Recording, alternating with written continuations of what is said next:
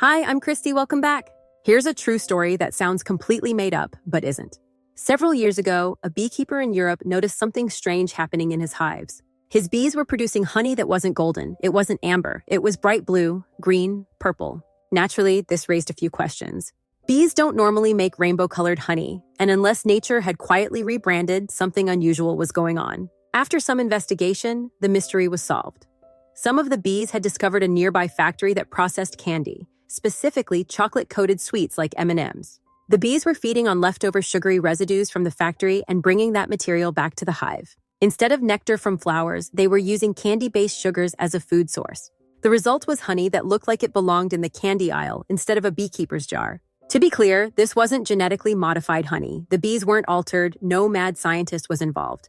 It was simply bees doing what bees do, finding sugar wherever sugar exists, and accidentally creating the most whimsical food experiment imaginable. Health officials eventually stepped in, and the honey wasn't sold commercially. The factory cleaned up its waste handling, and the bees returned to more traditional foraging.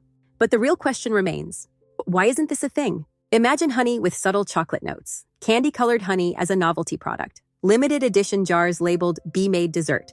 We live in a world of artificial flavors, engineered snacks, and lab-grown everything. And yet, when bees naturally stumble into making candy-adjacent honey, we shut it down instead of saying, maybe we should explore that. This story isn't about food safety or regulations. It's about how some of the most interesting ideas happen by accident and then disappear because they don't fit neatly into existing categories. Somewhere along the way, the bees solved a problem nobody asked, but plenty of people would happily buy. So yes, candy honey existed. And for a brief moment, bees proved that nature still has a better imagination than we do. If you enjoy strange true stories that make you wonder why the obvious ideas never happen, you're in the right place. Be sure to like, subscribe, and leave a comment to help our community grow.